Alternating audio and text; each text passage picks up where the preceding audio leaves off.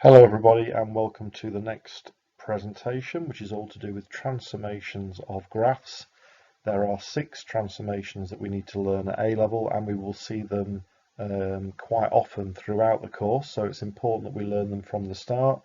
And today we're going to use this cubic graph to show what happens under the 6 transformations that I'm going to show you. So the first of these transformations is when we replace f of x with f of x plus a. What happens if we replace x within the function with x plus a? We are going to multiply the function by a constant a. What happens if we replace x with ax? What happens if we multiply the function by -1 or minus f of x? And finally, what happens if we replace x with minus x within the function? So all these 6 transformations will be shown on the next few slides, and we'll go through each one in turn. If you'd like to have a go now at investigating these 6 and seeing what happens, then please do, and I will see you on the next slide. Good, so let's start with the first of those transformations, which is going to be this one. This is where we're taking the function f of x and we are adding a constant on to that function. So imagine all of your output values for f of x. What we're doing to each of those output values is we are adding on a constant. So if there was a y value of 6, there would now be a y value of 6 plus a. And what happens is that each of the points of our curve get translated upwards or downwards, if a was negative, by a value of a. So you can see the 2 graphs here side by side. We have added a onto the function, and the effect of that is that the graph has been translated in an upwards direction by the value of a. Now the way we would write that in an exam, if we were asked for the actual transformation, is we would write down translation. That will get you 1 mark, and then you would write the vector of that translation. So in this case, the vector is 0a. If a is positive, then it means that the curve is going to move in an upwards direction, and if a is negative, it is going to move in a downwards direction. Good, so let's have a look at our next transformation, which is this one. This is where I am going to take each of the x values and I am going to replace those x values with x plus a.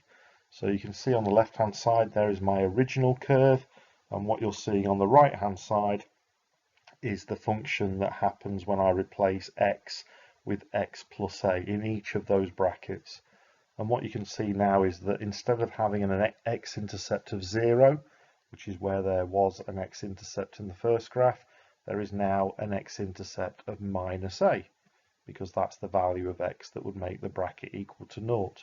And if I repeat that process with all 3 points, you can see that actually what happens is that there is a translation this time in the x direction. But instead of that translation being a shift to the right, it is actually, as you can see from the 2 graphs, a shift to the left. So a little bit unusual, this one, so you have to be careful, but this would represent a translation using the vector minus a 0.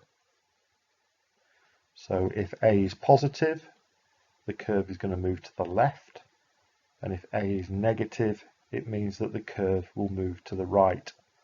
And don't forget, of course, that with a combination of the first slide that I showed you and the second slide that you're seeing now, you can make a translation of both x and y on the original curve. Good, so the third transformation that we're going to look at is this one, which is where we are multiplying the function f of x by a value a. And what's going to happen here is we are going to take each of our output values, which represent f of x, and we are going to be multiplying them by this constant of a. And what will happen is that we will have a stretch in the y direction, and the scale factor of that stretch will be the constant a. So if, for example, a was 3, then we would be stretching in the y direction scale factor 3. If, however, a was a half, we would have a stretch in the y direction scale factor a half, and each of those y values would be halved, rather than, for example, if a was 2, where each of the output values would be doubled. But yeah, a y direction stretch, and the way that we would describe that in the exam is a stretch by scale factor a along the y-axis, or you could say in the y direction. Excellent. So here is transformation number 4, and this is where I am replacing x within our function with ax. So again, on the left hand side you can see the original curve, and here is my new curve after I have replaced x with ax in all 3 brackets. So on the first curve, on the original, you will notice that we had a bracket of x minus 1, which would then lead to an x-intercept of 1. However, in my new graph, I will have an x value of 1 over a. And what effect that has on the actual curve itself is that there is a stretch in the x direction, scale factor 1 over a.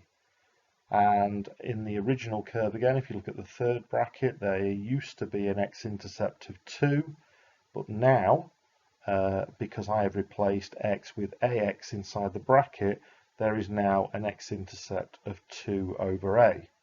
And again, that would represent a stretch in the x direction, scale factor 1 over a. So again, this is a little bit of an unusual one. We have to be careful, but if you replace x with ax, then the result of that in terms of a transformation is going to be a stretch by scale factor 1 over a along the x-axis, or again, you can say in the x direction. Of course, if a was a half, then it will mean that the scale factor is 2. If a was 2/3, then the scale factor is going to be 3 over 2.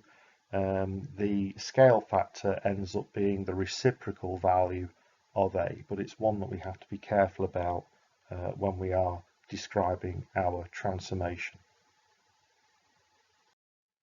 Good, so just 2 to go, and the first of those is going to be this one, which is where I am taking my function f of x, my output values of f of x, and I am making them negative. So any output values that were originally positive are now going to be negative, and any output values that were negative below the x-axis are now going to be positive. And the effect of that in terms of a transformation, as you can see comparing the 2 graphs, is a reflection in the x-axis. So by replacing f of x with minus f of x, we get a reflection in the x-axis. Or if we want to write the x-axis as an equation, as you can see here, it is y equals 0. So a reflection in the line y equals 0. And last but by no means least is our final transformation, and this is where we are replacing x with minus x within the function. So again, on the left hand side we can see our original curve, and on the right hand side you can see that I have replaced x with minus x in each of the 3 brackets. And the effect of that is that instead of having x-intercepts at 0, 1 and 2, which is what I had originally, I've now got x-intercepts of 0, minus 1 and minus 2, because they're the values of x that make the brackets equal to 0. And the effect of that in terms of a transformation, as you can see comparing the 2 graphs, is a reflection in the y-axis. So by replacing x with minus x, we have achieved a reflection in the line x equals 0. X equals 0 being an alternative name for the y-axis. Good. Okay, so this is certainly one of those topics where lots and lots of practice will make you better at describing transformations and being able to see from a graph what the transformation is that has taken place. So here is an exercise that we can use to practice that skill. So on page 51, exercise 5.2, again, I'll say it, we will see transformations coming up very often in year 1 and indeed in year 2. So in year 1, we tend to have single transformations taking place, and then in year 2, we move on to having multiple transformations taking place on a curve. So if we get the basics right now, then it makes those year 2 transformations much easier when it comes to them next year. Okay, so any problems, speak to your class teachers, and that completes the presentation on transformations, and I will see you for the next one.